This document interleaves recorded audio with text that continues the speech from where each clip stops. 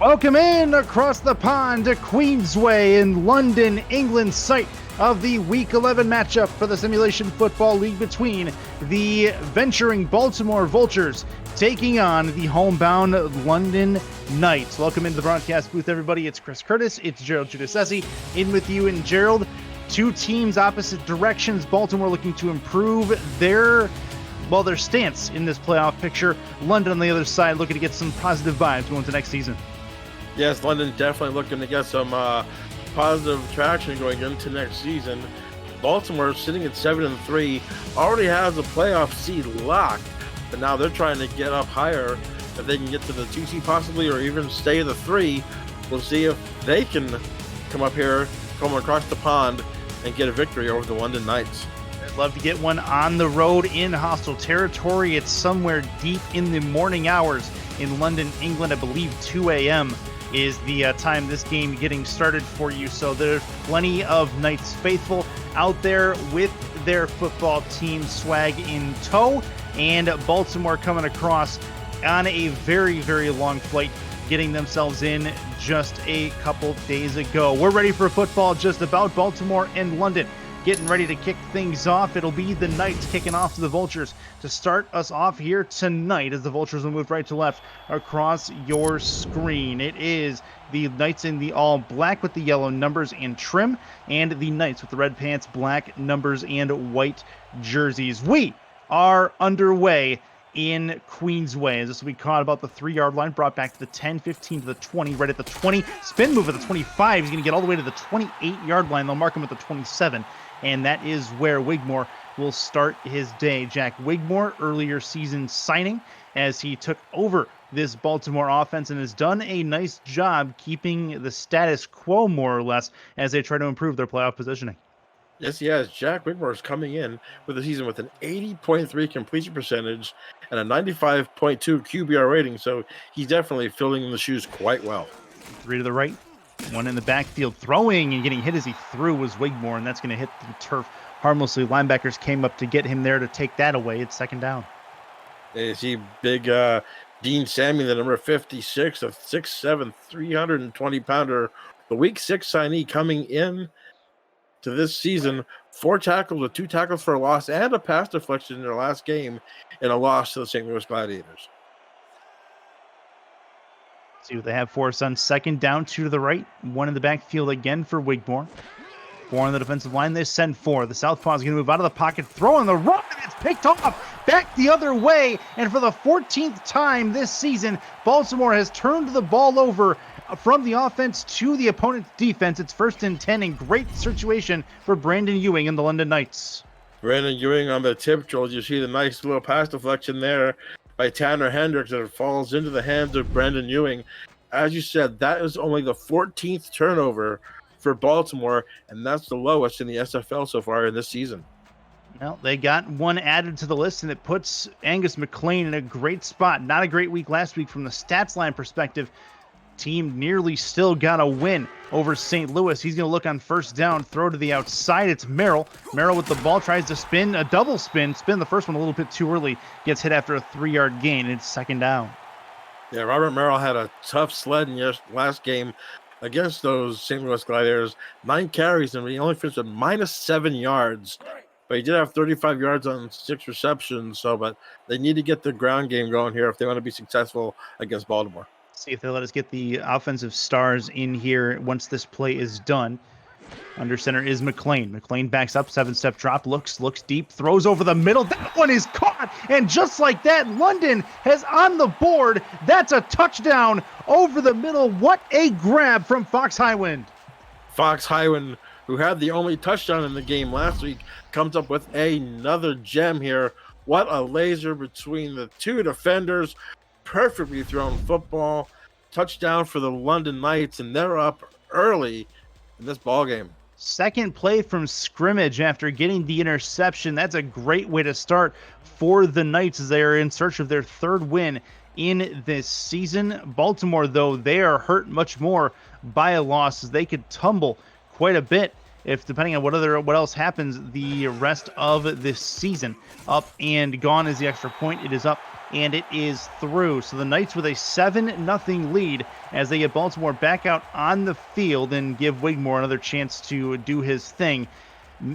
You talk about that hit that he took in the first play, Gerald, real quick, that Wigmore took, that he got hit as he throws it incomplete. Next play, he's rushed out of the pocket, it seems, throws an interception. What does it say for his mentality after that first hit? I'll tell you what, if you hit him and you hit him early, you can get him shaken, but he did manage to get out of the pocket, but threw the ball across his body, which was a no-no across the middle of the field. It seemed like a panic button for sure, and that's going to be out to the 22-yard line for Giovanni Bolt, the return man for the Vultures. So back out come the Redbirds.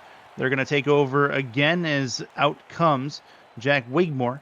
Has yet to use T-Roy Gaines in this spot. See if we get a steady diet of him and maybe get him on the snap count for the first time in this game. Yeah, T-Roy Gaines coming in with 20 total touchdowns, tied for number 1 in the SFL with Streeter of Louisiana. It'll be first down. Wigmore is hit like a truck, and the offensive line can't hold his feet shuffling around, can't get comfortable, and it's 2nd and 14. Zach Turner coming up. The host of black shirts coming there with his 8.5 sack of the season. And you're right, this London defensive front is coming with all cylinders against this Baltimore offensive line. Center. 3 to the right, 1 to the left. Looks to throw. Right side, that's his first completion of this football game. It's to the outside, and it is a 7-yard completion. Not much to that. Mac Chima with the grab. It's 3rd and medium. Chima, 9 catches for 65 yards last game, but Wigmore getting some happy feedback there. Maybe that first hit did rattle him a little bit. This is like the 4th game for the young man, so got to settle those feet down and just be confident in your ability. That's going to be thrown short of the first down sticks. It's caught, but not being able to move upfield is Lloyd Graham Jr., and that is a quick 3-and-out for the Baltimore offense as they'll have to punt the ball back to the Knights. If you're a Baltimore fan, this is not what you want to see from your offense. Not a touch yet from T-Roy Gaines, and that's your big play guy. So London doing a great job right now, keeping them in check. Upcoming fairly quickly here as they'll give the Knights back the football, and London chance to take a 2-possession lead as this ball end over end. Up and caught around the 35-yard line. Fair catch called for at that point. We'll see the London offense come back out. Still great field position for them as they start at their own 35. Angus McLean back out on the field. And if they can get Robert Merrill continuing to move in an offensive direction here as opposed to last week, these guys are going to be in good shape. And burning defenders over the top seems to be a Fox Highwind special, at least over the last drive for sure. He's done it a couple times this season. Yes, he's definitely the deep play threat there for the London Knights. That's going to be a run through the left side that's immediately swallowed up, 2nd and 12, as it looks like it'll be an immediate tackle at the line of scrimmage. Yeah, it looks like go 56 there. Alvin Mack comes in there. I'll tell you what, this running game for London, non-existent would be nice to say. So far, 10 carries for negative 9 yards here in his last 10 carries for the season. And it's over the middle. That's a crossing pattern. That is a completion. Get it to a 5-yard completion, 3rd and 7. As that one will find the tight end with a catch, and it's another opportunity for them. Benji Matson. Another opportunity for London to maybe move the chains here and keep this drive alive. Yeah, you like to see the throws to the tight end. I'd like to see them get Dayton Rhodes more involved in the offense and try to stretch the field a little bit and get some pressure off on Angus McLean. Angus McLean finds a seam over the middle, and that's going to be a first down at the midfield stripe. London moving the ball seemingly okay, and that is another first down for those guys. Fox Highwood on the grab, becoming one of his favorite targets next to Vin Kalia, who we have yet to see get a target so far this game. But right now, London's moving the ball quite good on this Baltimore secondary. 3 to the right, 1 to the left for McLean. 4 on the defensive line for Baltimore. on the midfield stripe. London owned time of possession early in this game. Deep over the left side, tipped and incomplete. The defender Brigham in the area, and he brought it. That's going to be 2nd and 10 at the midfield again. That ball just slightly underthrown, trying to hit Dustin Zeck there on the go route. That ball was a yard or two further. We might be talking about a 13-0 lead here for Baltimore.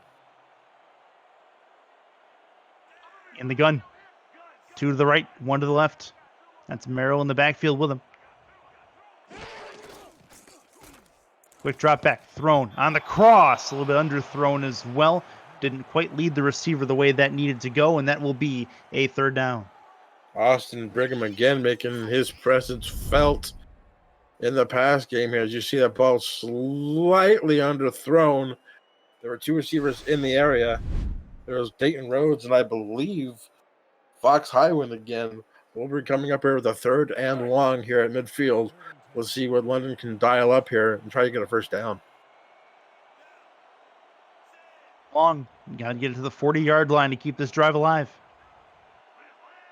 2 to the left, 2 to the right.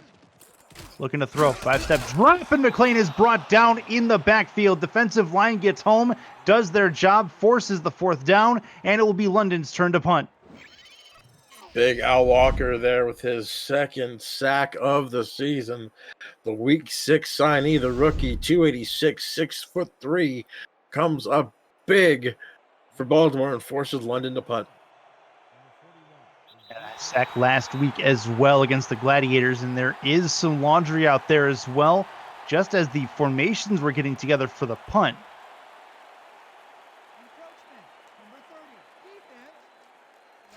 Interesting. All right, so the Knights are going to accept this penalty. I don't think it gives them enough for a 1st down. Not with the sack. It's going to be like 4th and 9. But you don't usually see that. You don't usually see a person lining up with a neutral zone here and getting called off sides. So it puts them a little bit closer to the goal line, maybe to get a coffin corner punt here. That'd be the best case scenario for the Knights, is they're going to try it. Kick is going to go left, it looks like. No, sneaks back right out to the 10-yard line. Returnable. Giovanni Bolt gets to spin through 1, gets taken down at the 17-yard line, and London is going to, well, they're going to be back on defense again. Even though they were able to get a little more advantage with the punt, they didn't quite seal the deal and really nail the Vultures in deep in their own territory as they start this drive at the 17. It was not a very good punt by Phil Hunter there, trying to get it into the hands of Giovanni Bolt, who was dangerous in the return game. To the right, 1 to the left. This will be a chance for Wigmore deep over the middle. That one's tipped and incomplete. Jack Russell in the area knocks it away. It'll be 2nd and 10. Jack Russell, the Terrier, having a great season. Last game, 13 tackles, a tackle for loss, a pass deflection, and a pick. Is 2nd in the SFL in picks with 9 coming into this game. 2nd and 10. In the eye is Baltimore. Plenty in the defensive line. I think I smell a T-Roy Gaines run. First time they give him the ball on a rush this game. And that is through the middle for Gaines. He's got a gain of 5 yards. Get it to 3rd and medium and open up the playbook for them on 3rd down. Yeah, surprising it's taken this long for T-Roy Gaines to get his hands on the football. And you can see what you can do with the football there. 5 yards straight up the gut. Like you said, 3rd and 5. The playbook's open here. Let's see if they can get a swing pass here. T-Roy Gaines to get him out in the open. This will be a chance for... Oh, he's not going to get there. Wigmore gets taken down. The defensive line gets home again. Zach Turner, his 2nd sack of this ball game, is going to cause another quick 3 and out for Baltimore, and they will punt one more time. One of the 4 rookies on this London Knights defense came in leading the team with 14 tackles for loss and 6.5 sacks coming in. Gets his 2nd of the ball game. Upcoming punter lined up at his own 3. He'll kick it from his own 5. That he's going to get back to midfield, but not much further than that, to the 46-yard line, and that is going to be caught on a fair catch rule. For 1st and 10 for the London Knights as they are back out on the open field, trying to get themselves a 2-possession lead. Angus McLean back out with Robert Merrill in tow. Yeah, they've had great field position at the start of this game, but yet only have 7 points to show for it. Their worst starting position, I believe, is at their own 35. So they need to start cashing in these opportunities. To the left, one to the right. Chance for McLean. Pump fake. Looks to throw. Throws again. Left side. Nearly caught, but also nearly intercepted as Dustin Zek was the intended target. Couldn't bring it home at second down. A dangerous throw there by Angus McLean to Dustin Zek. There's a lot of white shirts in the area. Ball falls harmlessly to the turf. Brings up a 2nd and 10. There's just joining us. Long touchdown on the way to Fox Highwind. His second touchdown in 2 weeks has the Knights up 7-0 as we play about a little better than halfway through this first quarter. That's to the outside. Robert Merrill cannot bring that one in bounds, and that one's going to end up a 3rd and long for the Knights. Another 3rd down crucial opportunity here for the Vultures to get off the field. Angus McLean just leading Robert Merrill a little bit too far out there to the sideline. Bring up a 3rd and 10. This Baltimore Vulture secondary can be very predatory here on this 3rd down. Maybe a little more aggressive if they want. That's going to be a rush into the backfield, and Baltimore's going to get home again. Put McLean on his back, and another 3 and out by the London offense as Tucker Lewis gets where he needs to be and knocks down his man. Tucker Lewis, the big guy with his team leading 11th sack of the season. Again, another 3 and out for London with no positive yards on the drive. So they're going backwards here in the yardage thing, except for that one long pass. Their offense hasn't really been doing much in this game. They're going to have a punt here, waiting on that to come to fruition. Another good starting field position, it looks like, might be for the Vultures. That one will get all the way down, a good kick down to about the 23-yard line and returned to the 29. Wigmore back out on the field, has 1 interception to his detriment in this football game, trying to get his boys back in it in a 7-0 game. Yeah, I think if you're going to get back in this football game, number 33 has to be touching the ball more than once so far in this football game. I'd like to see him get some more, and that way you can use him in the play-action pass game and open up some lanes. One of the premier dual threat backs in the game as well. There's a play action, and down goes Wigmore. It's another defensive line stand. The offensive lines are paper thin right now as far as keeping the defensive line from getting to the quarterback. That's another big one there. It's 2nd down. Joe Duncan coming in with a huge sack. For a defensive end, he is quick. 6'4", 255. Has a lot of speed here going up against these big 300-pound linemen of the Baltimore Vultures. The backfield, one of them is Gaines. Wigmore to the outside, has the fullback with the football, and that's going to be 3rd and 7 after a significant gain of 9 yards, but not enough to get the first. I'll tell you what, they need to start thinking about either bringing in an extra tight end or using the fullback Iggy Swifter for extra protection and get him in the shotgun, because he had a 3-stop drop and he was still hit when he threw the football.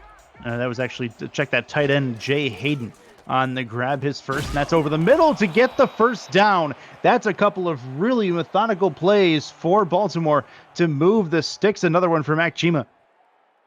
Or Graham Jr., sorry. White Graham Jr. coming up with a quick hitter. I think that's what the Baltimore offense is going to need to do. Have some quick hit plays to at least get some of the pressure off of the rookie Jack Wigmore. Center's Wigmore. He's got a couple of Vultures in the backfield with him. Looks to throw to the outside as a couple of Knights converging on him immediately. Another one for Graham. He brings it in, but immediately gets hit. 2-yard gain. Jay Hayden coming down with the catch there. Was not on the score sheet in the last game against Sioux Falls. Has 2 catches already on this drive, bringing up a 2nd and 8. High formation for Baltimore. This will be a run through the middle for T-Roy Gaines, and he'll have himself a couple of yards. Make it a 3rd and 5 as he gets a few yards going forward and opens up the playbook. The first play of this drive, they tried to do that play action pass, and London had no problems snuffing that out. You have to run the ball a little bit more to get the play action pass to work. So let's see what they do here on 3rd down. 2 to the right, 1 to the left. Looks to throw, three-step drop, plenty of time for Wigmore. Right side, that one should have been picked probably, but instead it is a catch and a first down for Baltimore, getting exactly what they needed. It is this time Mac Chima with his second catch. Mac Chima with a great catch, but what a throw there by Jack Wigmore. Just getting it past the cornerback, Brandon Ewing. I don't know how that ball got through there, but a great catch, great concentration on the sidelines to pick up the first down. 3 to the right, 1 to the left. Thrown, tipped, and finally, mercifully falls incomplete. That was close for Ivory Irvin to possibly giving that ball back to London, but either way, it's 2nd and 10. Ball playing Plinko there on the black jerseys of the London Knights, but falls harmlessly to the turf. It was really an ill-advised throw there by Jack Wigmore, throwing it in a bunch of London Knights, but he gets away with it for a 2nd and 10. Right. 1 in the backfield. Defensive line moves right to left. Throw. Outside, that's caught. Not much to that one other than a 3-yard gain. Gets him out to the 43-yard line as Daley Holder makes his first appearance. Daley Holder, the ball was just wildly underthrown. He couldn't get his shoulders turned back upfield to get more positive yards. Brings up another crucial 3rd down on this drive. They have a 3rd down completion on this drive already. 4 out wide, 1 in the backfield.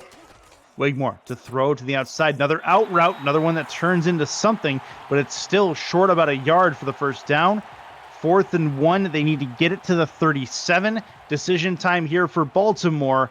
Would you at this point? 38 yards. It's a 55-yarder. I would go for it. I mean, you're secure in the playoffs here. You might as well go for it and try to get back into this ball game.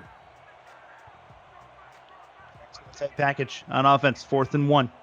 See if they do indeed snap it. And they don't. They will get it down to the 0-second and call the timeout. So Baltimore uses their first timeout to try to get the Knights to jump offside. Good discipline to not do that. Now they'll be forced with a decision. As you mentioned, a 55-yarder. I think that might be worth to give it a try for Shark Tarkington. See what they decide to go with. I think with Shark Tarkington, you might as well give him a shot. He had a 51-yarder last week, so it looks like they brought in the punting unit. Yep. And try to pin London deep. All right, so punter will get rid of it about the 50-yard line. See which corner they decide to pick to give the ball back to Baltimore here. Oh, nearly blocked, but it's actually going to be a straightforward punt. Going to bounce at the 5-yard line, down to the goal line and into the end zone for the touchback. And the Knights will start their next drive at the 20-yard line. Oh, we have an injury there, and that's a big injury for the Baltimore Vultures as Ben Stackenpaper, who was coming down to try to down that ball inside. Oh, he looked like he grabbed his hamstring there, coming down, and then that might be a big injury for this game for the Baltimore Vultures here. Yeah, that's not great news. Ben Stackenpaper, of course, the rookie cornerback out of the first round, couldn't quite get the body to stay upright, as it looks like, as you mentioned, was grabbing his hamstring. We'll see if we can get an update on him here shortly. 1st and 10 for London here as they're back on the field from their own 20. McLean to look. Deep right side. That one is picked off, and you almost saw that one coming. Nobody touched him. He got back up, got back to the 45-yard line in London territory, and Baltimore turns it over for their league best number of times. Marvin Himes, his 2nd interception in 2 weeks. Yep, the ball was just severely underthrown and had the presence of mind to get up and gain some more yards here. And let's see what happens here with the interception. London turned their interception into a quick 7 points. Let's see if Baltimore can do the same. They could use that to get back into this game and get it tied up. 1st and 10 for Baltimore. Moving right to left from the London 45. Snap taken. Handoff gain through the middle. Gets stood up at the line of scrimmage nicely. No gain on the play. It's 2nd and 10. Zach Turner coming up with his 3rd tackle for no gain here. 2nd and 10 coming up here for Baltimore. And I'll tell you what, both of these defenses have come to play tonight as we're going to go into the second quarter. 2nd and 10 gets us to the end of that first quarter. 3 more to go in a pretty good game so far. London up by 7 over Baltimore. You're watching Simulation Football League on Twitch. Chris Curtis, Gerald Giudice back with you in the broadcast booth. Thanks for joining us on this Sunday evening, making us a part of your routine. It is 2nd and 10. Wigmore early throw on an inside slant that's caught, and a first down for the Vultures as they move the chains to the 35-yard line. What a great timing route there to Ivory Irvin for his 99th catch of the season. I'll tell you what, that was beautifully thrown, beautifully timed pass. Didn't even give the defender a chance to make a move on the football. Single back formation is T-Word gains the one back there, 2 to the left, 1 to the right. Moving up in the field, that's going to be Wigmore catch across the left side. That's caught towards the 19-yard line. Apologies. 1st and 10 for the Vultures. Another catch there for Ivory Irvin. Ivory Irvin hits a century mark there with catches on the season. Hit as he's thrown. Look at that. Just wide open. Gave him a great lane to throw the football. And Baltimore is finally moving the football into the red zone. Points here. Shark Tarkenton definitely chomping at the bit to get in there if they need him, but they'd love to need him for an extra point if at all possible. Wigmore over the top. Looking for the end zone. He's got it. And that is a Vulture touchdown. It's going to be a tie game as long as the extra point has no issues. 3 consecutive touches and catches by Ivory Irvin gets them points. Gets behind the defense there. Great play calling by the Baltimore Vultures to open up the passing game just a little bit more for Jack Wigmore. Finally settling down those happy feet he had early in the first quarter, and throws a great touchdown to Ivory Irvin to possibly tie up this ball game, pending the extra point. That is a big one to get for a team that should be taking care of business this week, and the Vultures have something to say about that. 7-0 lead for the Knights turns into a 7-6 ball game, and then the extra point is up and through, so make it a 7-all square battle in the Queensway across the pond in London, England. Yeah, that's the big factor here. The fortune of these two teams, as we said, Baltimore was the lowest turnover team coming in, with London being the highest. But right now it's even 1-1 in the turnover battle, and both these teams turn that turnover into points. Yep, that's a big bit of points to get as well. Taking advantage of turnovers. Got to do it in this league. This will be returned to about the 24-yard line. They're going to mark him at the 22, actually, and that is going to start this next drive for Angus McLean. Robert Merrill, haven't seen him rush the ball a ton. He's been his moderate success when he does it. See if they try to feed him a little more of the rock here. Otherwise, they may try to go over the top again to somebody like a Fox Highwind. Be curious to see what's in the playbook for these guys in this situation. 3 to the left. Nobody to the right, 1 in the backfield for London. Football taken. Handoff through the middle. Speaking of, Robert Merrill has himself a couple. Make it 2nd and 8 down to the 24. And been stacking paper to many Vultures. Absolute pleasure. He will be back. Some cramps in his lower extremities, and he'll be back onto the field in no time. Get that man a bottle of Vlasic pickles and have him drink some pickle juice for those cramps. Coming up here on the 2nd and 8. Sound pretty good right now, to be honest with you.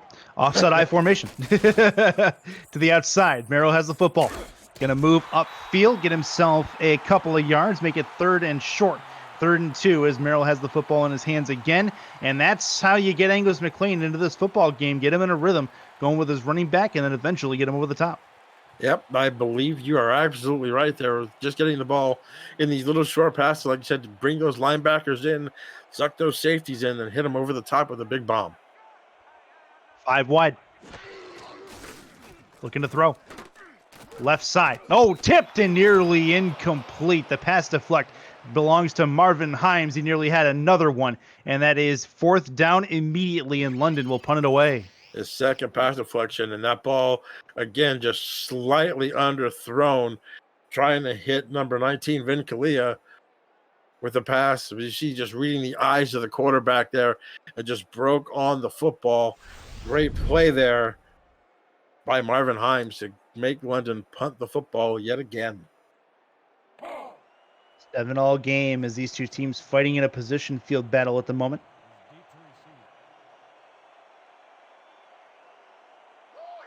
On upcoming, punter lined up from his own 15, going to get to the 18 before he boots it away.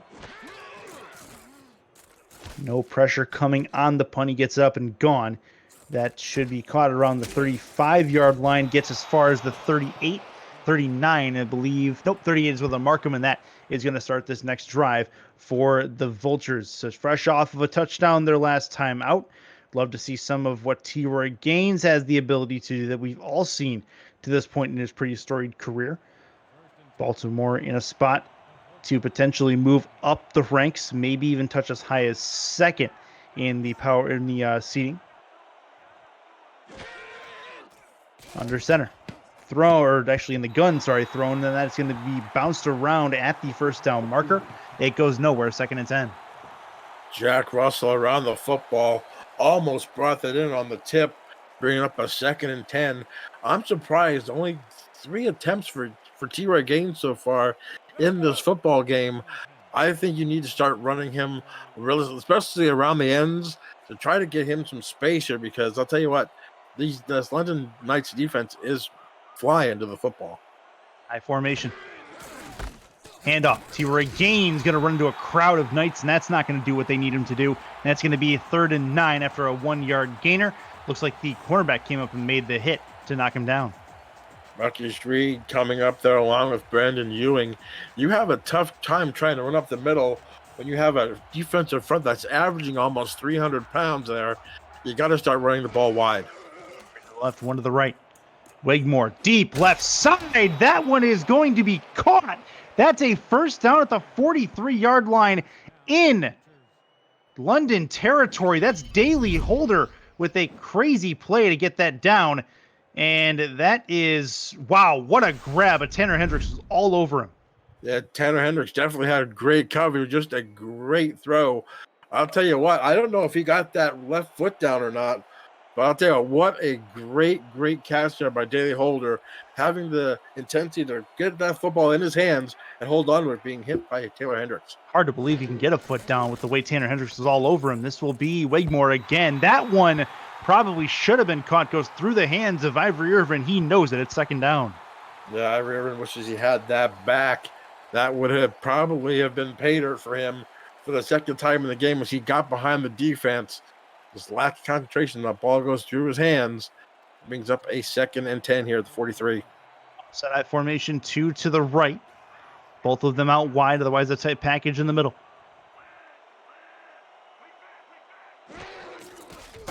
Handoff, Gaines, right side, tries to get off tackle, breaks through a tackle, ends up moving back the other way towards the pile. He gets a couple more yards, but actually missed an opportunity there, I think, to get a lot more than that. 3rd and 6, and a huge 3rd down for Baltimore coming up as a result. He got spun around, went back inside. Like I said, if they needed to run him on the outside, that outside on the right-hand side was wide open for a first down. Got spun around and brings up a 3rd and 6. High formation again. 2 to the right, 1 to the left. Handoff. Gaines going to try to bust through the middle, and he does. And he gets the yardage he needed previously to get the first down. And Gaines moves the chains for the Vultures. This is what Baltimore's offense needs right here. A little bit of a showboat step there by T-Roy. Loves to put on a show for the fans.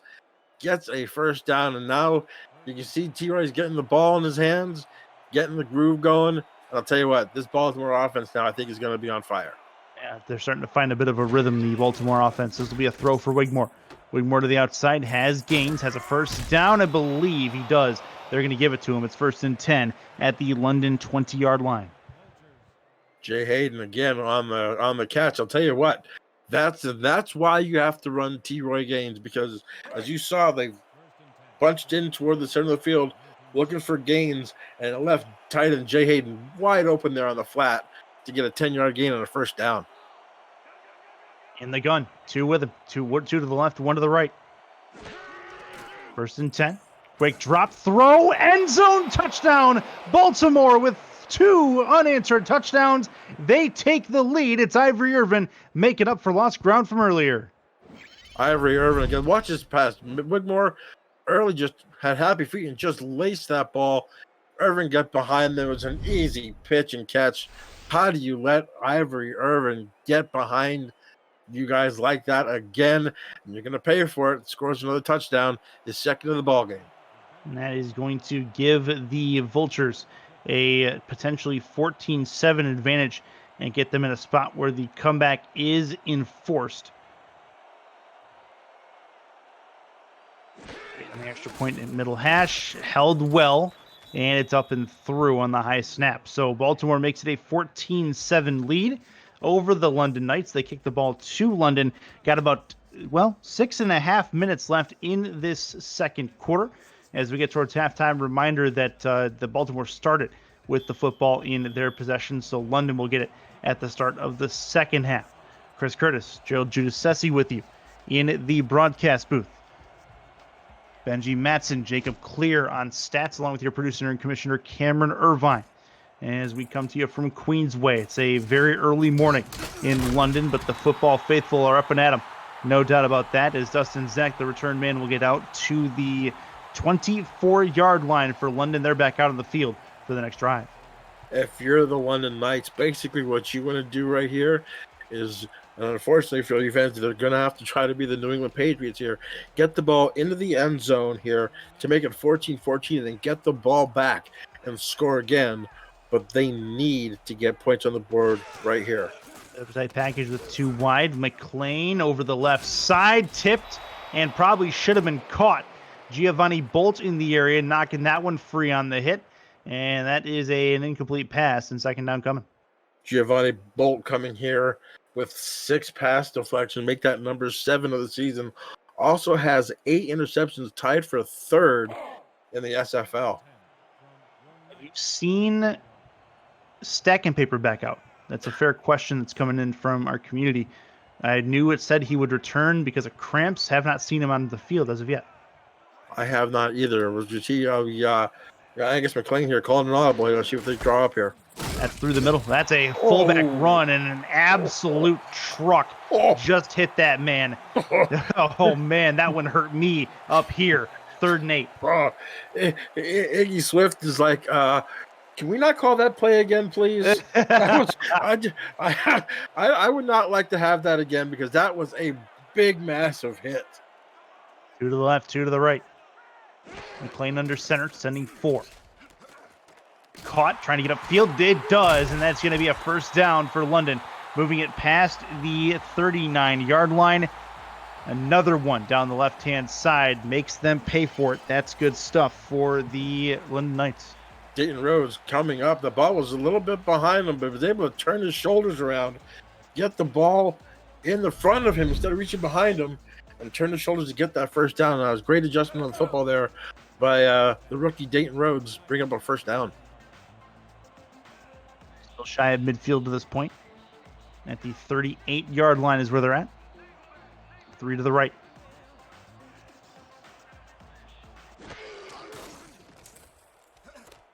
Over the middle, and that's going the wrong way. That's trying to work his way back to the line of scrimmage. And I don't know what was happening there, the mentality on that. But Rhodes finds himself in a real tough spot. Frank Smith with the tackle for loss.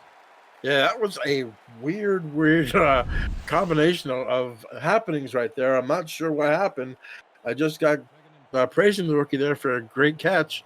And then he turns around and makes the rookie mistake and going backwards, making it 2nd and 14.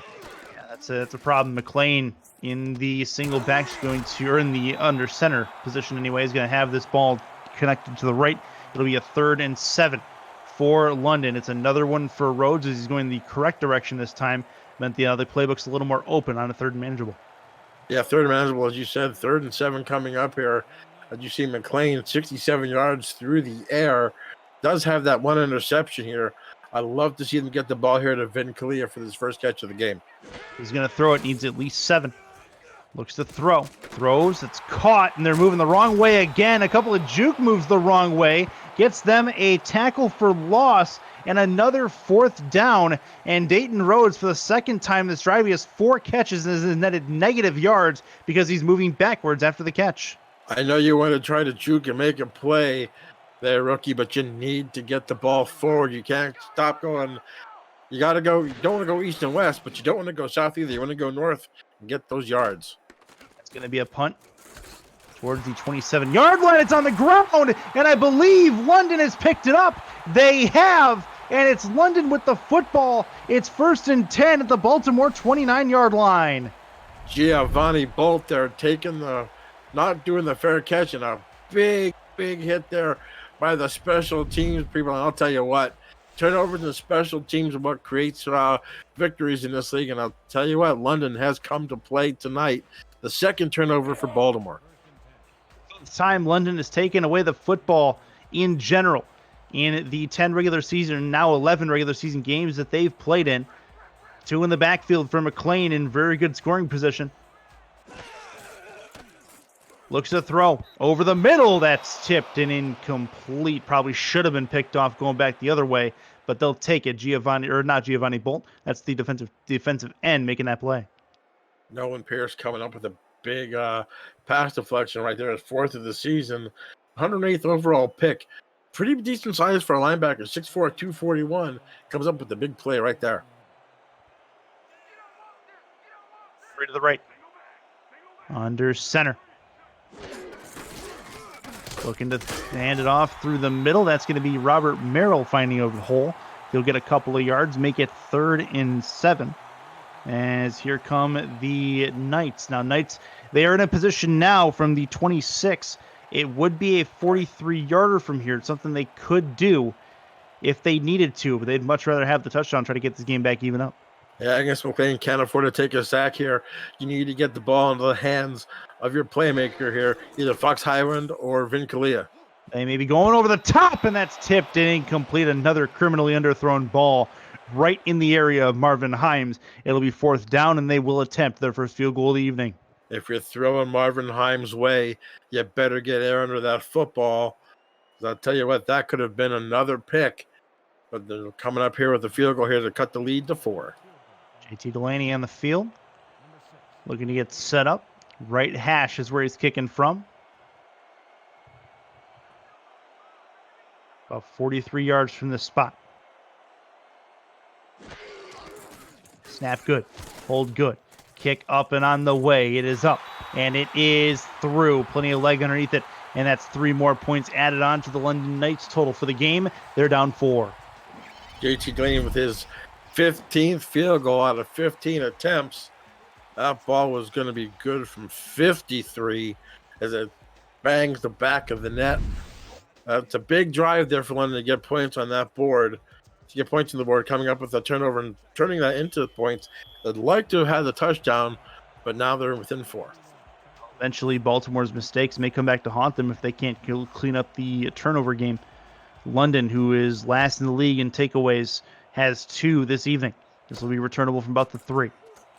Brought to the 15 to the 20, left of the 20 to the 25, taken down at the 26, and out come the Vultures offense. So another opportunity gone by because of the messed up punt, the muffed punt catch, and that is going to be 1st down for the Vultures. They try to get themselves back on the field and into some kind of rhythm. They've been off the field for quite some time.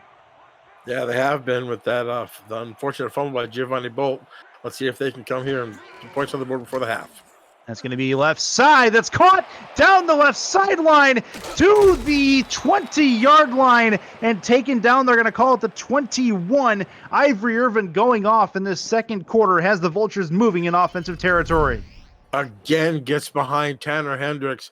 Tanner Hendricks was expecting maybe some help over the top there by Marquise Reed. Marquise Reed was late getting over there, and it was wide open.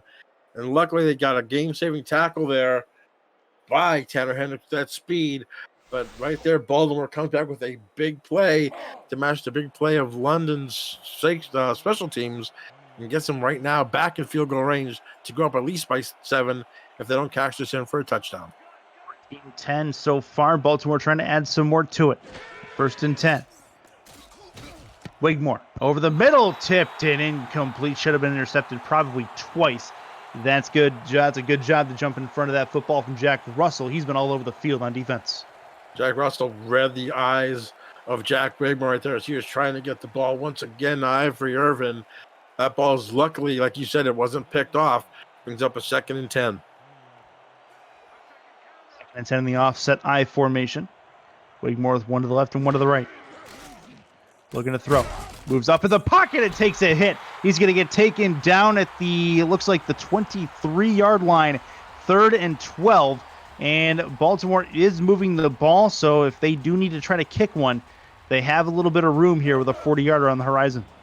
Joe Duncan there, the tackle, and little Jack Wigmore looked like he was a little bit slow getting up there, putting in his ribs. Let's see if he's okay here. A 2-minute warning. Yep, 120 seconds left to halftime in London, England. 2-minute warning is upon us with the SFL on Twitch.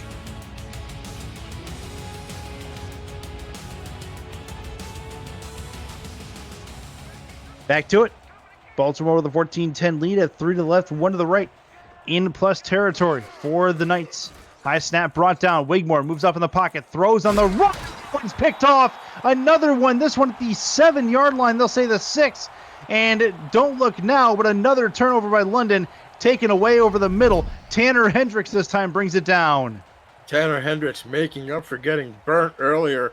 Just read the quarterback's eyes there as he was heading for the end zone. Turns around, makes a beautiful play on the football, and now London has the ball back. Now it's deep in their own territory. They might want to just be a little bit safe with the football here and not turn the ball over. A little conservative would not be the wrong play here. Robert Merrill is in the backfield, along with one other. Handoff right side, nearly a problem. Taken down at the 3-yard line. It's not a safety. Not close yet. Still 14-10. It's 2nd and 13. Once again, Robert Merrill not having a good day rushing the football. 4 carries for 0 yards. You're going to have to get the ball forward there because right now, a turnover here would be very costly. Offset I formation. Handoff right side. That's Robert Merrill trying to get around the outside to the edge. He's got the edge. Trying to get one more tackle gone. He's going to have a first down and more out to the 22-yard line. It's 1st and 10. Big run there by Merrill. He's finally thinking, hey, what's this green stuff in front of me? Wow, it's grass. I can actually run. First time he's had a run over 10 yards in the last 6 quarters. Gets them out of the shadow of their own end zone. Nice play call there by the London offense. 1st and 10. 2 to the left, 2 to the right. And he's trying to find some momentum here. Moving up in the pocket. Deep right side. Problematic and intercepted. Returnable back the other way to the 33-yard line. And that is a big play on defense for Baltimore. Another mistake from London. McLean throws the pick, and it's Troy Loshaw who brings that one down. Troy Loshaw with his first interception of the season. Ball was just hardly thrown, just trying to lead the receiver, but let him too much. Went right in the hands of Troy Loshaw.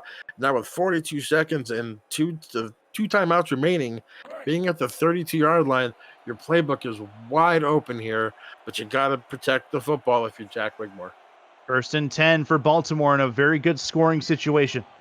Trying to get themselves some separation between them and the London Knights. Wigmore looks up in the pocket, throws, tipped, incomplete, and Wigmore has not looked comfortable in this spot really all night long. It's 2nd down. Now 15 for 23 for 196. 2 touchdowns to both of them to Ivory Irvin, but it also has those 2 crucial interceptions here. Wigmore's got to protect the football here. You're already in field goal range. Give the ball to T-Roy Gaines here. If he breaks one, fine, but at least get a field goal here and go up 7 going into the break. Yeah, that'd be very, very good news. Gaines is behind him. Wigmore to throw. Throws over the middle. That's a crossing pattern and a catch. Won't go very far. It'll be a 7 and 8-yard completion to 3rd and 2. Big 3rd down here on defense for London, who's looking to make this stop and keep it to 1 possession. Wigmore again over the middle. That one's caught in the no huddle at the 12-yard line. They'll call their 2nd timeout, and that will be 1st and 10 from the 11-yard line with about 8 seconds left to go, and that'll probably be enough to bring out the kicker and kick this field goal. Mac Cheeman with a great catch across the middle again. You had Jack Russell all over him before. He got 20 seconds left to go. I think you have enough time to put a shot to the end zone here, like on a corner route or definitely a post route to Mac Chima. Use his 6'4" ability here and get in that end zone, and then you have a chance for your field goal. That's exactly what Baltimore wants. If they can get those 7 points, that'd be huge. They're going to try it. Going for the right side. That's caught out of bounds to get a little bit further. They don't need to be any further than that. Now is where they'll bring out likely the kicking unit. Mac Chima with another grab from the 6-yard line. You still have 17 seconds and you still have a timeout. You could use the middle of the field and try to catch them napping here. Let's see what they do. They will indeed try it, I think. Yeah, they've got split backs. Baltimore with still some time on the clock. Tight defensive look from the London Knights. To the outside. Caught. Looking for the pylon. Instead runs out of bounds. That's not where he needs to be, and that's going to be a missed opportunity, but still some time left with one timeout. I don't know if that was a bad play there by Lloyd Graham, thinking that he might not be able to gain any more yards. Get out of bounds, stop the clock, have 3rd and 4 here, and they are going to kick the field goal to go up 7, hopefully go up 7. And this will be the conservative play. Take the points and run. As mentioned, the Knights do get the ball back at the start of the second half. Snap is high, handled well. Kick from the right hash is up, and it is through from 22. So the chip shot's good, and it's a 17-10 lead for the Vultures as they look to take it to the London Knights in Queensway. Yeah, the Knight. I love going for the field goal on 3rd down in that situation, because if the ball is fumbled or the snap is bad, you can just cover it up, call a timeout, and be able to kick it again on 4th down. So great play call there by Baltimore. Justin Zach back deep for the return. It'll be about 10 yards deep in the end zone. He'll grab it, and he will take it to the 20 on the touchback. 17-10 Baltimore. London probably going to see a run from Robert Merrill, and then they'll scamper into the locker room and see about getting something going in the second half. Again, they get the ball, so this should be nothing more than a really conservative play to end the half. I would think so. Just nice little handoff to Merrill or Iggy Swift. Get in that locker room only down 7. And come out here and fight in the second half. Chance to the outside. Robert Merrill looking to get to the outside. Maybe get the ball out of bounds, but that's not going to work. The clock continues to tick away, and that is going to get us to the end of the second quarter. Halftime in Queensway in an important game near the top of the SFL Season 15 table. It's a touchdown deficit between the Vultures and the Knights. Gerald Giudice, your halftime thoughts on what's turning out to be a pretty competitive game. A pretty good game, as you said, as you see right there. Look at the total yards, 241 to 92, but the big number is the one on the bottom. 3 turnovers, the 2 for London. All of those turnovers turn into points. As you see right here, one of those turnovers with the interception there by Brandon Ewing. But both of these teams offensively have not been sharp. They've had great plays, but we also had horrible plays. Dayton Rhodes running backwards in a couple of plays. You had Ivory Irving getting behind the secondary on 2 occasions, making big plays. But now it's going to be depending on where or not the defenses can hold them to field goals here. Baltimore coming in the halftime with a 7-point lead. I think if they can hold their offense and keep Merrill bottled up, I think they're going to win this football game. London, decent day so far. Fox Highwind is your leading receiver in yardage with 39 on just 2 receptions on 3 targets. Has the 1 long touchdown, as well as it looks like it is receptions-wise. It's Dayton Rhodes, 4 receptions, but his yard count not great because he had some issues figuring out which way was north and which way was south. But 4 catches, 13 yards for him. Angus McLean in total, 10 for 20 with a 50% completion. He has a 72-yard count through the air, 1 touchdown, 2 interceptions. On the other side for Baltimore, it looks like 19 for 28 is Jack Wigmore. He has 2 touchdowns, 2 interceptions to his detriment as well. And your leading receiver with 5 catches is Ivory Irvin. He's over the century mark, 119 yards to this point. Mac Chima has the same number of receptions, not quite the same number of yards, by about 75% less, actually, at 37. So see if the Vultures can find some separation, Gerald, going into this second half. I think ultimately the team that takes care of the football and works to eliminate the turnovers from their game plan, that's going to be it. They need to, both teams really need to remove those from their effort so far in this game, and I think the team that does that is going to win. I couldn't agree with you more. And I think for Baltimore, the key thing is you've got to get T-Roy Gaines the football. 6 touches in the first half for T-Roy Gaines. He could be your playmaker to bust this game open and to solidify a win for your ball club. This will be returnable from the about 5 yards deep in the end zone. Will be taken out by Dustin Zeck. Good, runs into his blocker, gets to about the 22-yard line. He runs into a pile of Baltimore Vultures there, and that is where they'll bring out the offense. Angus McLean back out, 2 interceptions in this football game, has 1 touchdown to go with it. Robert Merrill's been decent on the ground in this football game, but has not been the showstopper that he has been in previous games as return man. He is, well, he's got some decent first downs, but would love to see more from him as they start this split backs formation on this first down. Looks to throw. That is tipped. Oh, it's a pop-up into the air and nearly intercepted probably 3 times.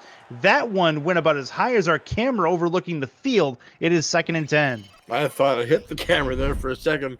Frank Smith there coming up, and as you see coming out of the halftime, you can see the welcome sight for, if you're a Baltimore Vulture fan, number 35, Ben Stackerpaper, back on the field, coming away with those cramps, got some pickle juice, and is back on the field.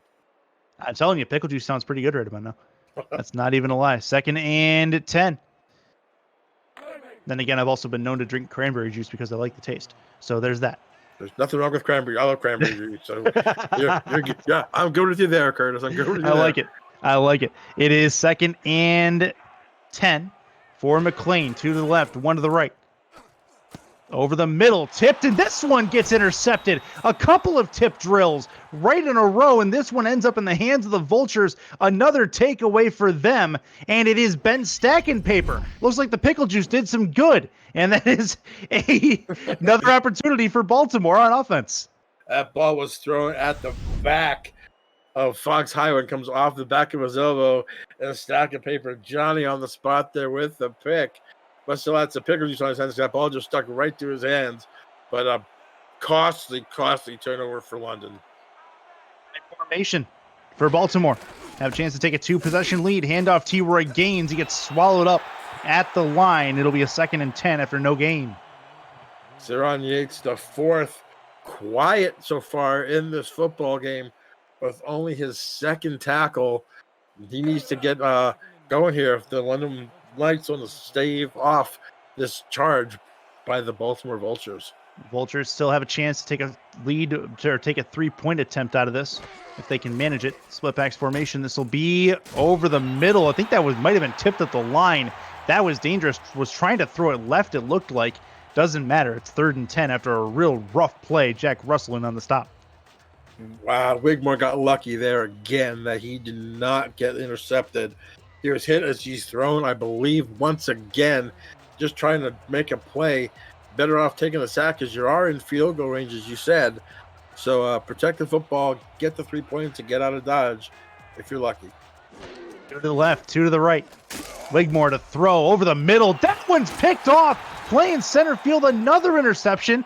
Back and forth we go. We've seen 6 total interceptions in this game, 2 of them by that man, Tanner Hendricks.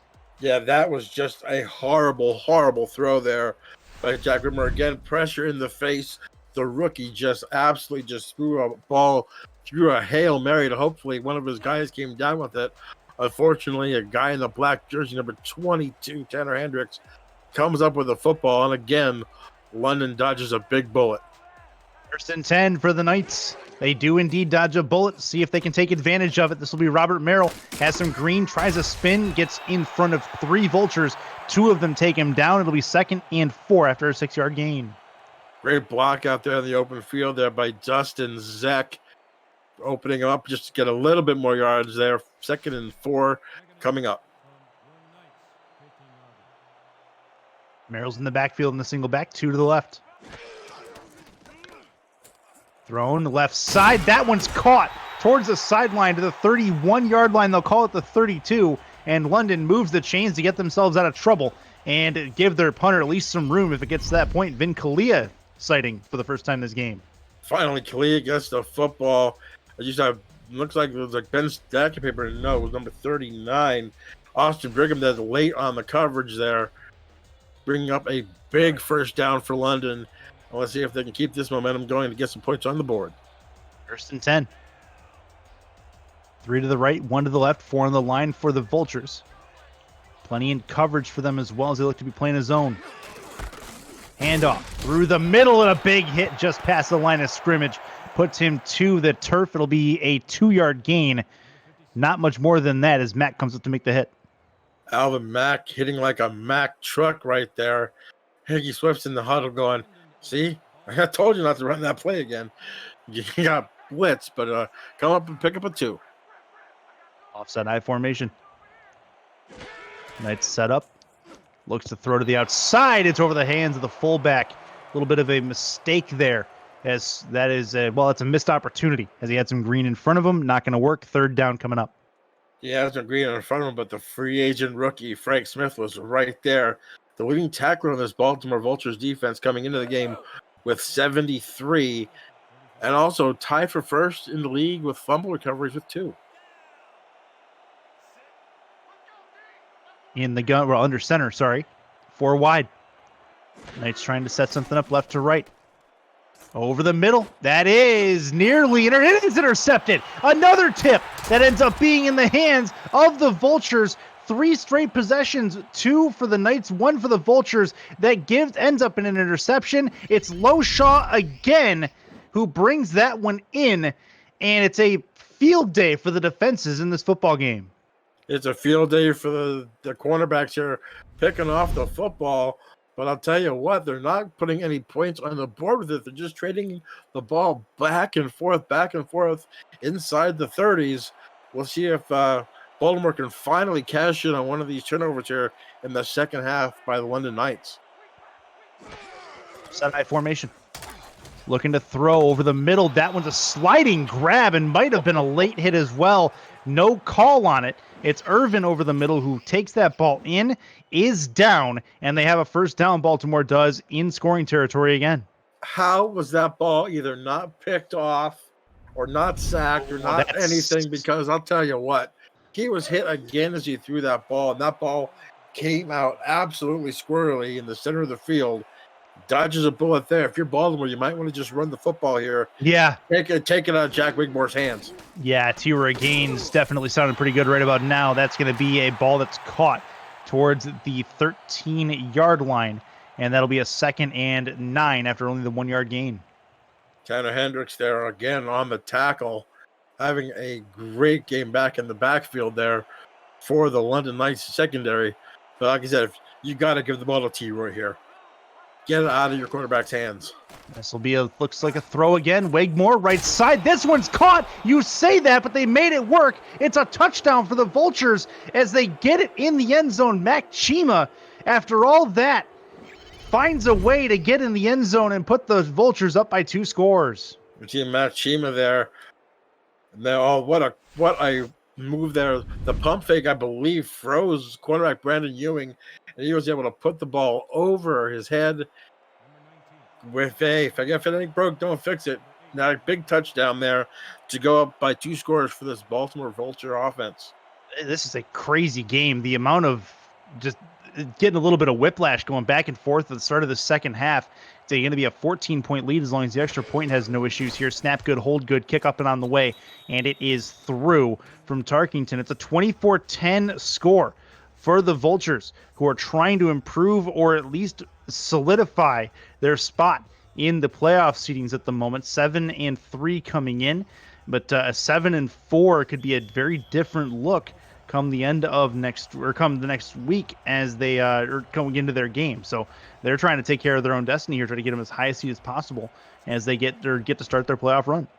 Yeah, I agree with you. Going back and forth, left and right with the picks. Being in London here, I thought we were on the grass courts of Wimbledon. They were going back and forth that much. That was going to be returned to about the 23-yard line, as Zach will get the London offense back out onto the field, and it's put up or shut up time for the Knights. 14-point deficit, getting points on this drive, I think, crucial to their comeback chances as they started this game hot. A touchdown lead to start, and then Baltimore took over 14-7 with 2 unanswered touchdowns, and it's been mainly all Vultures since then. Handoff Merrill through the middle, runs into 2 Vultures after a couple-yard gain on the draw, and no further than that. It's 2nd and 8. It seems like the return of that man, Ben Stocking Paper, for the Baltimore Vultures defense has just ignited them. Now, they've come out here playing fantastic here in the second half. Especially with Stacking Paper getting the play he did earlier. That was nice. It'll be a 3 in the backfield situation for McLean. 6 in the box defensively, looks to throw, throws to the outside, that's caught, trying to turn it upfield, breaks a tackle but can't break 3, and that'll be a 3rd and long coming up. They'll say 3rd and medium, and it'll at least open the playbook here, but a crucial 3rd down coming up here for the Knights. Iggy Swift is going to be seeing Mr. Alvin Mack in his sleep here tonight. Another big hit for him. 3rd down and 5. Like you said, the playbook's open up at 3rd medium here. Let's see what they can pull off. 2 in the backfield, that split backs. McLean deep right side, tipped and incomplete. Very dangerous. Another 3 and out for London. And don't look now, but the defense is going to probably have this game on its hinges. If they are to concede to Baltimore here, we may be in for an early exit. Yeah, it's Angus McLean again with the ball really underthrown. The guy was behind him, just underthrew the football again, and sets up another punting situation here. And the special teams have created 1 turnover so far in this game. Can London special teams do another? They would love that. Get them back in this football game. Snap's good on the punt. Kick is away. It's kicked over the midfield stripe down to the 36-yard line. Returnable to the 42, and no further than that. Baltimore back out on the field after what has been a pretty good offensive day for them. They have not used T-Roy Gaines a lot, but they really haven't needed to, just methodically moving down the field when the opportunity presents itself. Minus the interceptions, been a very efficient day, but the interceptions do play a part. Still managed to put up 24 points, though. Yeah, 24 points here on this London defense, who's given up 32 a game, so it's pretty much on course right now for what they were. That's going to be in and out of the hands. And that's going to be a 2nd and 10. Nothing doing there. And then, well, Baltimore missed an opportunity. Yeah, Jay Hayden ball thrown behind him. Couldn't get his hands quite on that football. Probably another ill-advised throw there by Jack Wigmore, who, like you said, has 3 touchdown passes, has looked great in spurts, but also has those 3 interceptions and has thrown some very questionable footballs. 2 to the left, 2 to the right. 4 on the defensive line.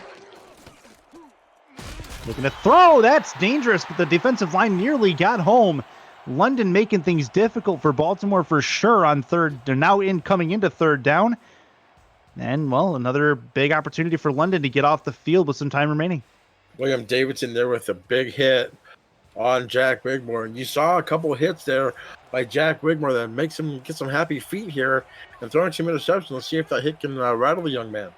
2 to the right, 2 to the left. Wigmore again. He's sending 3. Doesn't matter. They got home. Oh, what a play by the defensive line for London as they make another statement. 4th down, and the London defense does not want to give up on this game just yet. They force the punt from Baltimore in a key spot on 3rd down. Baltimore cannot put this team away as of yet. Still a 14-point deficit. Gene Sammy coming up there with a big sack there, driving them back a little bit further back in their territory. Let's see if they can make another play here on special teams and get the ball in the hands of Dustin Zek and see if he can make a good return. This will be Zek grabbing it. Going to be moving along the hash marks that he caught it at to the 30-yard line. They'll mark it at the 33, and out comes Angus McLean and company for another attempt. It is a 14-point deficit for the Vultures over the London Knights, but the Knights have a chance to bring some of that back on this drive, and what becomes a pretty substantial drive. 3 to the right. 1 in the backfield. Thrown to the outside, spin and catch, trying to break a tackle, can't break two, and that's going to get him to the outside again. 2nd and 6, 4-yard gain as Robert Merrill has it in his hands. He's been quiet. He's been efficient, but he's been quiet. He hasn't hurt him, but he hasn't really helped him much either. No, 7 rushes for 23 yards. You think that might be okay? It's 3.3 yards a carry, but don't forget, 19 of those 23 yards came on one run. So, very quiet day for Robert Merrill and actually for the rest of this London offense. Be a fullback run over the middle, and that's not going to go very far, but it does get him a little bit closer to that first down. It's 3rd and 3 on the other side. Alvin Mack again there with his 6th tackle of the game, bringing us up a 3rd and 3 here. If you're London, you got to go to either Benji Matson or Vin Kalia here and get that first down and keep this clock moving. Usual number 1, Benji Matson. We've seen him once in this game. That's going to be caught. First down and more out towards midfield, close to it. Get to the 49, and London moves the chains as they continue to move it downfield methodically. Fox Highwind on the grab. Fox Highwind, your leading touchdown receiver for this London Knights ball club with 6, actually 7 after the first quarter touchdown here. Another big drive here. Another big throw here by Angus McLean to get them here in field goal range. 2 to the left, 2 to the right. Looking to throw. McLean has time. Thrown, trying to turn up field, but an immediate tackle on the over-the-middle catch is completed. And that will get them a 2nd and 6 after 4 yards. Man there with a catch. That could have been a penalty there for a horse collar tackle. Looked like he dragged him down from the back of the neck. No call made. Brings up a 2nd and 6. Offside I formation. 6 in the box defensively. McLean backs up, looks to throw, gets it in Merrill's hands. Merrill has some room in front of him, has some blockers as well. Trucks through one and gets the first down with a couple more out to the 37-yard line into Vulture territory, deep in as well, just on the cusp of field goal range. A great play call there and great awareness. You see, look at those offensive linemen up there just leading the way. He probably should have cut that back up inside a little bit, but that hindsight's 2020. It's easier to say that from up here in the box. Yeah, but a great first down, great play call to get in Baltimore's territory. Let's see if they can cash this in. Offside I formation, 3 to the right, 1 to the left, 4 on the defensive line. Handoff, fullback through the middle. Decent idea on first down, but not a lot of execution to it. They get 1, make it 2nd and 9. Iggy Swift gets the ball. Guess who makes the hit? Alvin Mack again. They just can't run up the center. Mack's all over the running backs to come up through the center of that defensive line. 3 to the right. 1 more chance for McLean here. He's getting a little bit closer to getting some points on this board. He's going to call something at the line as he sees it. 5-step drop, thrown short on a cross, trying to get a field. Does get the first down into field goal range. That's a big play for the Knights as they take what the defense gives, and it's another opportunity for them to move further in as Rhodes makes things happen. It's a 1st and 10. Rhodes finally gets the compass pointed the right way, going north, getting that first down. As you see, Merrill's been thrown to 7 times for 7 catches, but only has 37 yards on those catches. This will be a throw for McLean. McLean to the outside, caught by Merrill. Merrill tries to spin, can't break the tackle, and a great open field effort to get him taken down to the 23-yard line as they get it at just 2 yards, but a very good defensive play stops that from being more. Frank Smith, the leading tackler, coming in 10 tackles in the loss to Sioux Falls. Shows you why he's a leading tackler. Great open field tackle to prevent him from getting more yards than 2. 3 to the left, 1 to the right. McLean looks to throw. Pump fake, deep, over the middle, looking in zone, he's got it. That's a touchdown for London, and that's a big play, the one they needed to get them back to within a score. Dayton Rhodes, the tight end, makes things happen 2 plays in a row. The pump fake actually drew the linebacker Frank Smith in to let Dayton Rhodes come behind the defense. Great play call there, great execution. The pump fake was amazing by Angus McLean, and a touchdown for Dayton Rhodes, his 4th of the season. This could be a 1-score game here coming in the latter stages of the third quarter. As long as they can get the extra point done with no issue. Seeing an extra point issue in the other game going on right now. This is a low snap. That's a problem, and the holder is tackled. That's, sometimes it happens that way. 24-16 as London fails to get the extra point. Oh, there it is. If you want to talk about the commentator's curse, there it was. That's instant bang. But like you said, well, it's still a one-score game. They can go for the 2-point conversion here on their next touchdown, but it does create an issue. This is going to be sent towards the end zone, caught on the end zone line, brought back to the 15, left at the 15 to the 20, down to the 25-yard line, which is where the Vultures offense will come back out onto the field. It's only an 8-point game, still one possession by definition. Giovanni Boldo had the fumble earlier, seems to be pretty good with it now, and it has a decent return for his guys coming onto the field for this next drive. Yeah, definitely putting two hands on that football here. Get some good field position to start with at the 25. This is going to be a throw if they can let him get it off, and they cannot. That is a problem for Wigmore. He gets taken down, and it's 2nd and 14 after the sack. Zach Turner with his third of the game. The hat trick for Zach, as you see, just nowhere to throw the football, pocket collapsing. Well, if you're the Baltimore Vultures fan, you'd like to see him maybe take that sack and not get the ball in harm's way and throw his 4th pick of the game. But you have to get him some time to throw the football here. 3 to the right, 1 to the left, and the gun is Wigmore. He's got one with him. That's Gaines. Looking to throw. Wigmore's in trouble. Unabated to the quarterback comes 2 defenders into the backfield, and they take him down at the 9-yard line. They'll say it's at the 11, but either way, problems for the Baltimore offensive line in this football game. Turner with the quad. I'll tell you what, that was just a jailbreak blitz there by the defense and just totally caught Baltimore off guard. 5 wide for Wigmore. In a first down situation, they need to keep it going. He's hit again as he threw. That'll hit the ground, no problem. And there will have to be a punt. And what a couple of plays in a row from London to secure that stop and get themselves back in this football game after receiving this punt in good field position. I'll tell you what, the London Knights defense has come alive getting back into the football game with that one score. I'll tell you what, this game isn't over yet. And if you're Baltimore, you got to wonder what's going to happen, what's happening to your offense right now. That's a problem. And defense as well. McLean was able to methodically move the Knights down the field with really no issue. That is fair caught at the 47-yard line in Baltimore territory, and the Knights are in business in Queensway. Fun one here across the pond in London, England. It's probably about 3 in the morning at this point, 3:30 in the morning at this point, as the London faithful have still come out in droves to support their SFL team. They're ready to go with another drive on offense.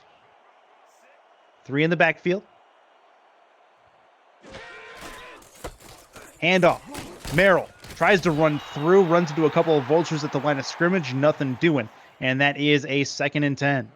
I like the full house backfield there, getting the big backs in there, but it seems like the quickness of the Baltimore Vultures middle linebacking core of Frank Smith, Alvin Mack, and Nolan Pierce can just absolutely penetrate that and get no gain on the play. 2nd down as we go to the 4th quarter. That's going to bring us to the final frame. Put your 86s up in chat. It is a 24-16 game. The Vultures over the Knights in London.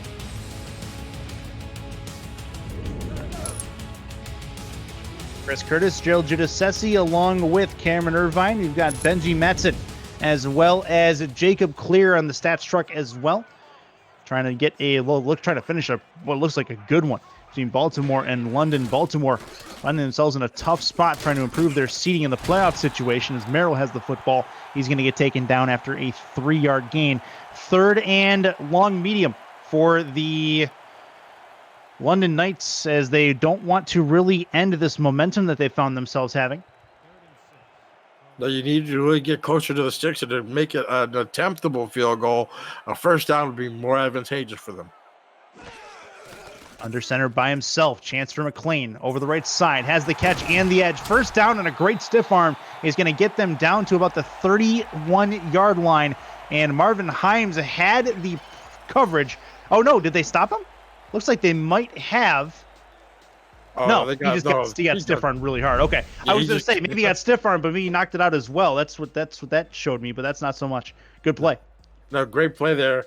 Dayton Rhodes, after making a couple of those rookie mistakes early in that third quarter, running backwards here, has basically come up big for this London Knights offense here.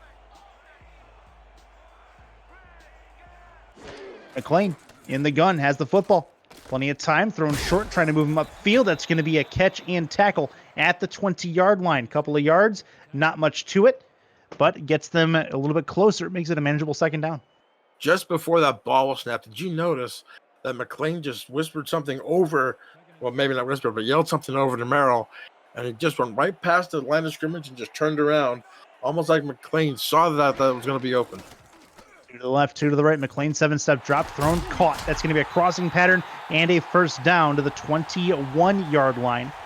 They're getting a little bit closer, and another first down is taken by London. 2 straight drives. Fox Highwind on this catch. 2 straight drives, Gerald. They've been able to work the ball down the field pretty methodically as they get close and eventually pull the trigger on a long play.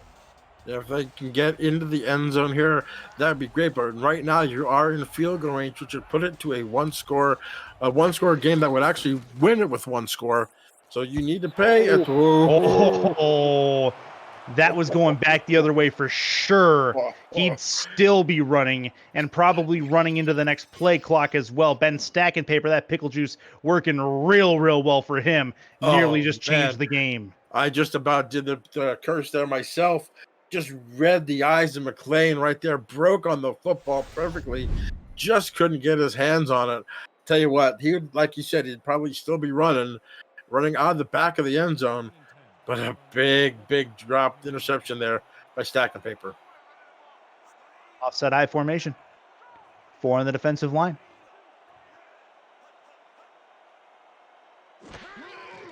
McLean trying to make up for that. Throws short, has the football in possession. That's going to be a catch.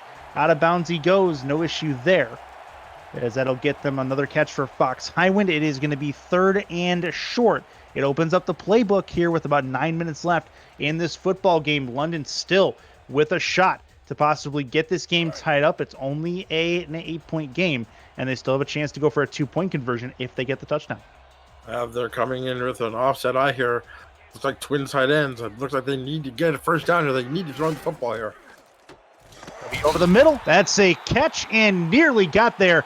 It's 1st and goal down to the 3-yard line, and Rhodes has it. He already has a touchdown in this game. Nearly had another one, and they're getting a little bit closer here. England playing the quick hitter. Bang. Right there. An unbelievable route there. As you saw the other tight end, Benji Madsen, basically running the same route, but actually becoming almost like a blocker there for the defender. Great play call, great execution to get the ball inside the 5. To the outside, trying to get to the end zone, touchdown, and the Knicks find themselves within 2 points. They may be able to try this. Robert Merrill with the score, and now decision time for London. I think it makes sense to go for it here. I would go for it. You have nothing to lose here. You're 2-8. You're basically trying to get some positive momentum going into the season. You have nothing to lose. Go for your 2-point conversion here and try to tie this ball game up. Great play call there to get the ball to Merrill on the swing pass. Nobody around him. This is it. This is a big 2-point conversion. 3 in the backfield. McLean under center. Handoff. Merrill. Can he get there? He cannot. And that's a missed opportunity, but it does not matter. They at least got it close at this point. It matters, but it does not matter because there's still plenty of time on this play clock. Now their defense needs to step up and get them back the football with a few minutes to go. I don't understand that play call. You've been passing the football in short spurts here, beautifully here in the latter stages of the third quarter and early in the fourth. You're basically barring that 19-yard run. You have 7 carries or 10 carries for 9 yards. I'm having a hard time running the football here. Feet to the left side. Giovanni Bolt gets to the 25 and no further than that. And out comes Jack Wigmore. The youngster finds himself in a bit of a situation here. They had a 24-10 lead at some point in this football game and it's been basically taken away from them by very good play from the London Knights defensively more than anything, giving their offense a chance to get into the second half. They've done that, and now London's on the cusp. Yeah, they're going to have to come out with a big quick hitter. Yeah, nice quick hit over the middle, and that's going to find them a first down. And it's Daley Holder, only his third reception of this football game. Good for 9. It's 2nd and 1. Second one is a great play call there to get them in third and manageable. And unbelievable. We're here at 8 minutes to go in the football game. And once again, T-Roy Gaines only has had 7 touches of the football. You need to get him involved now. They get another one here. Nope, it'll be another throw. Wigmore to the outside. That was a catch and a first down. Going to get them a couple of yards to the 38. And the Vultures finding other ways to try to move this football. Jay Hayden there with the catch. I like the quick hit throws here, but I'll tell you what, if they can get to Wigmore here, Wigmore has been known to throw some horrible passes once he's gotten hit. There's Gaines through the middle. He's got a couple of yards. He's going to move it forward 2nd and 3 to the 46-yard line. T-Roy Gaines trying to make something happen on his first touch in a little while. T-Roy Gaines, there's some hard running yards there. 7, as you see, a great block there by number 65. Another great block there by the fullback. T-Roy Gaines needs to be running this football here and wasting some of this clock down, because right now the momentum is wearing a black jersey of the London Knights. 2 in the backfield with Jack Wigmore. 2 on the left, 1 on the right.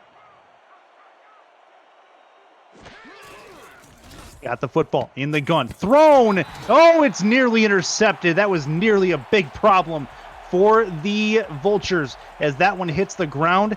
No problem. 3rd and 3. Oh, Martin Jr. there with the deflection. It looked like the outside corners were playing off on him. They could have had a nice little curl route there to gain the first down here. They might want to look at that and think about that, doing that play here again, running a curl route to get that first down. Offside I formation for Baltimore. Looking to throw. That's going to be a nice inside slant that'll get them a first down. Baltimore moves it again past the midfield stripe. Gets them a 1st and 10. Takes more time off of that clock for London to try to do something about it. Mac Chima, 6'4", 203, but what a target to have. And when you have that guy running an inside slant, being that big and that rangy, that ball can just be thrown right at the numbers, and there's no way a defender can get to it. To the left, 1 to the right. There's Gaines through the middle. Gets tripped up and taken out near the 40-yard line. They'll mark him down at the 42. 2nd and 6. 4 yards makes it a little bit easier as they methodically move it down the gridiron here. William Davidson holding his legs for dear life. They're trying to bring him down. But still gained 4 yards, being held up. Looking to throw. That one is caught. First down again for Baltimore. Finding ways to move it downfield. Mac Chima again with the grab and getting closer and closer to field goal range and knocking them out of the 3-point deficit, 3-point window of opportunity for London. Yeah, they're just methodically moving the ball down the field, as you said. Now I like to see here, I love to see a big set. I love to see get the ball into the hands of T-Roy Gaines somehow. This will be, nothing happening there. This will be a 2nd and 10 as nothing happening at the defensive line. It looks like Turner came up to make the stop. And it'll keep the clock running in for it. Nope, they stopped the clock there. And it'll be nothing going on. Yeah, another big hit on the quarterback there by Zach Turner. This is the part where I think you're going to see another jailbreak blitz here by them to try to get him out of field goal range. Offset high. Big play moment. Outside. That one's caught just past the line of scrimmage to the 30-yard line. And nothing past that. It's only a 3-yard gain. And a big 3rd down coming up here as Graham Jr. brings it in. But London has a chance to get off the field here. And it's still a long field goal. If they can hold them to a field goal here, a touchdown will win them the ball game. Biggest defensive play of the game right now for the London Knights. And it's 5 wide. Wigmore, biggest play of this football game. Low snap, handles it well. Deep left side, looking for it. No! It hit the ground. Oh, a missed opportunity for Irvin. He gets it knocked out of his hands near the 5-yard line. 4th down, and it's a chance Tanner Hendricks makes the defensive play, but it's a chance now for Baltimore to at least take a long field goal if they decide to do that. Tanner Hendricks on the coverage. I don't know if it was him that made the hit or Marquise Reed, but that would be a drop in the book. And I'll tell you what, Ivory Irvin could not have picked a worse time to drop a football there. That probably would have been the ball game, but if they held onto that football. But now it's going to set up a long field goal attempt here to put them up by 5. 47 yards for Shark Tarkenton from the left hash. Kick is on the way. Plenty of leg. Does it have the angle? And it does. That is perfect from Shark Tarkenton to knock it to a 5-point deficit and put London in a situation where they need a touchdown to win. That ball was kicked with authority. That ball was going nowhere but between the uprights. And now it's on Baltimore's defense. Can they stop Angus McLean, Merrill, Fox Highwood, and the rest of the London Knights offense here to secure this victory? Justin Zeck back deep for the return. He has it about a yard deep in the end zone, brings it out. 5, 10, 15, moves left to the 15, back right to the 20, has a broken tackle at the 25, and he will get it taken down at the 26-yard line. All right, Angus McLean. Put up or shut up time for the Knights with 4:44 left in this football game. A decent amount of times. They still have all 3 timeouts and the 2-minute warning with a 5-point deficit to work against. And if you're the Vultures, bend but don't break.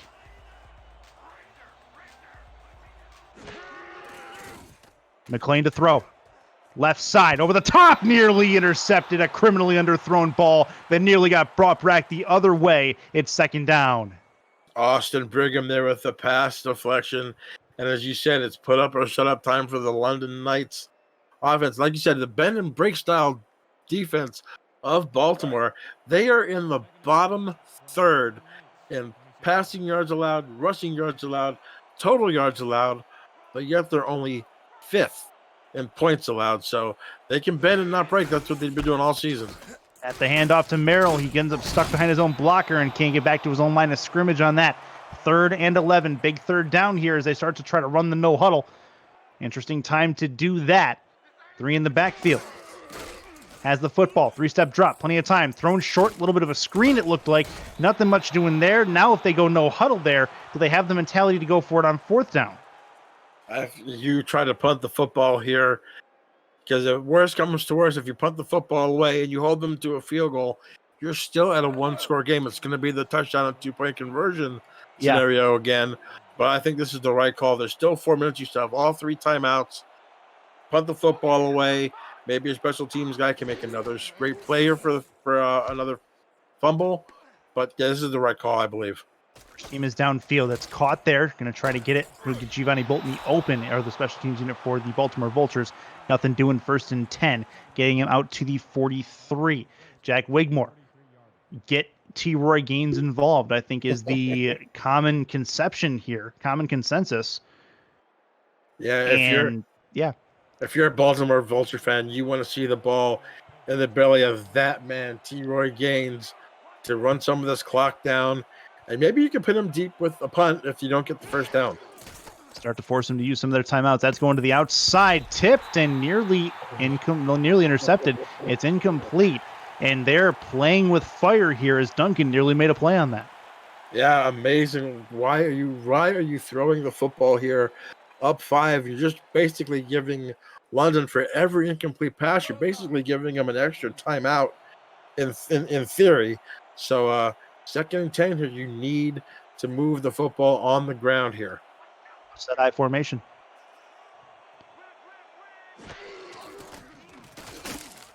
Oh, Wigmore brought down, it looks like again. Another jailbreak by the defensive line getting home, and London's defense is stepping up when it matters most, as it's another opportunity for William Davidson to make a play.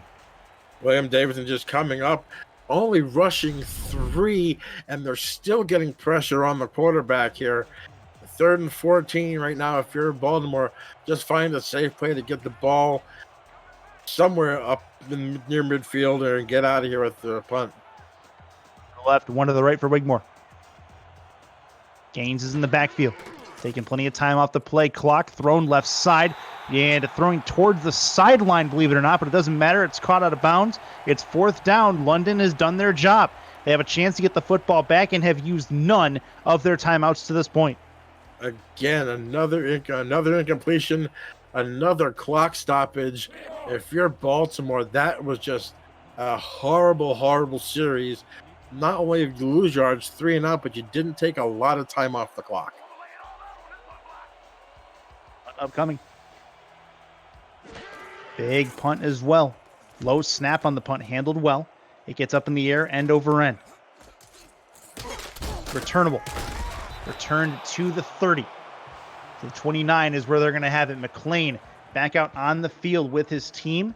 And another opportunity to potentially take the lead for the first time since the first quarter in this football game. Angus McLean, you need to be a leader in that huddle.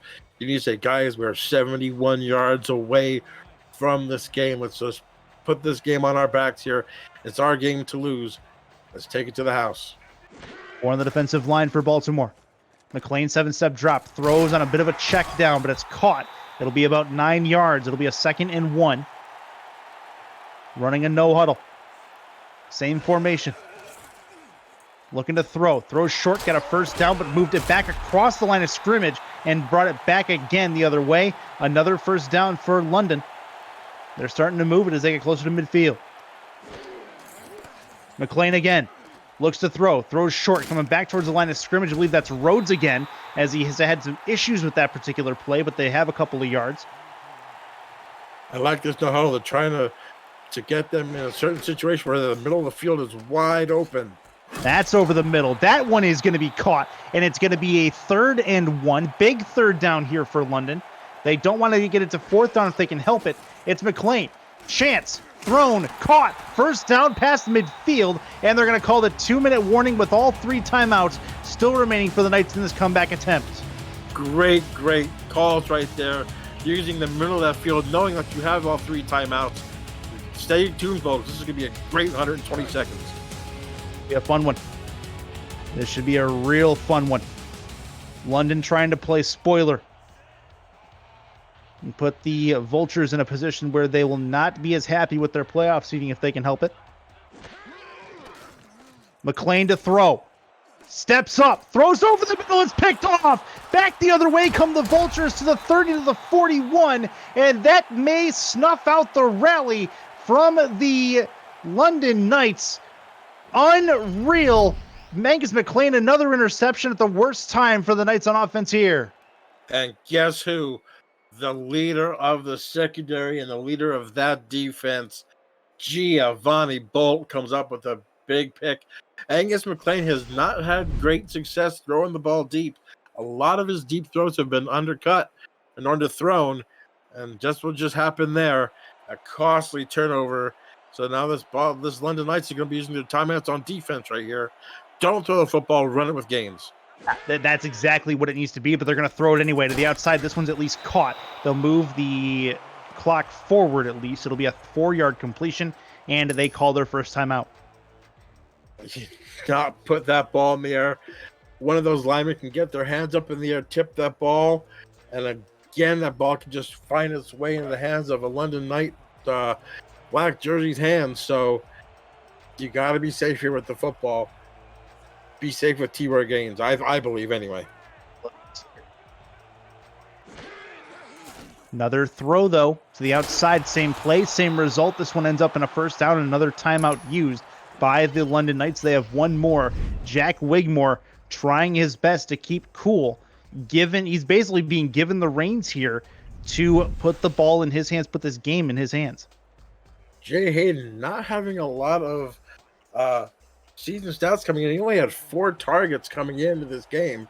He has 6 catches on 8 targets, being an unheralded player here for the Baltimore Vulture offense here in the 4th. And that is going to be victory formation time, as that was the 1st down that is likely going to seal it as long as their clock management is up to snuff. All the timeouts from the London Knights are gone, and we'll see if they can drain this play clock down, as that was the last one that the London just used.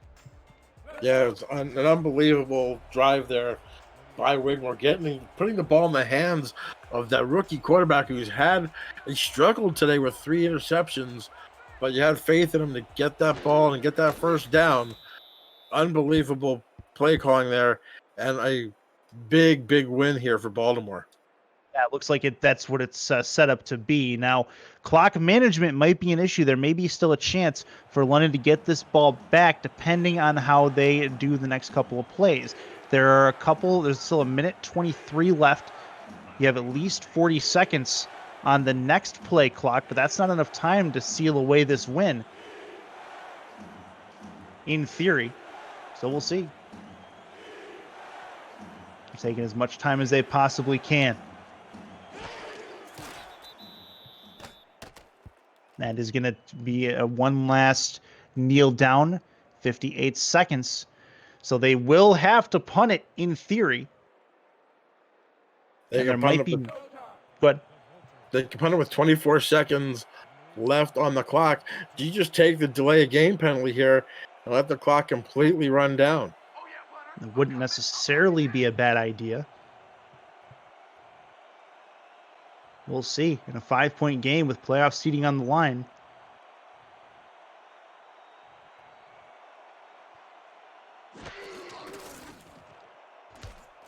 Punt is away. Going towards the 10-yard line. Caught there, return to the 15, change to the 17, sorry. Change of possession warrants a stoppage of the clock. 19 seconds. They need one quick big hitter down the sideline to get out of bounds, to give themselves a shot, likely at a Hail Mary. And they might be able to do this if everything goes right and the cards fall. London trying to play spoiler on the playoff seeding for the Baltimore Vultures. They have 4 wide. Under center is McLean. Looks to throw. Right side, that one's caught. Trying towards the sideline, does get out of bounds. Only a couple seconds, 5 seconds have passed. 2nd and 8. Not that the downs really matter at this point. Just 14 seconds, so probably enough for 2, maybe 3 plays if they're quick ones. If you're the Baltimore Vultures, you want to look definitely at 2 major receivers here, Fox Highwood and Vin Kalia. You want to drop them, make sure not one of them get behind you in the secondary. 3 to the bottom of your screen to the left, 1 at the top, half to the right. McLean to throw. Throws short. That's not going to work. That's going to put him in the middle of the field. They have to try to run a no-huddle to try to clock this ball, but from their own 24-yard line, maybe impossible at this point. It's going to be 1 second, and that is going to do it. Baltimore sneaks out of Queensway with a win on the road. It looked to be somewhat in question, but they will take it, as will the Vultures faithful. 27-22, Baltimore with the win. Gerald Giudice, your post-game thoughts. Just turnover-filled game, as you can see. 9 total turnovers in the game.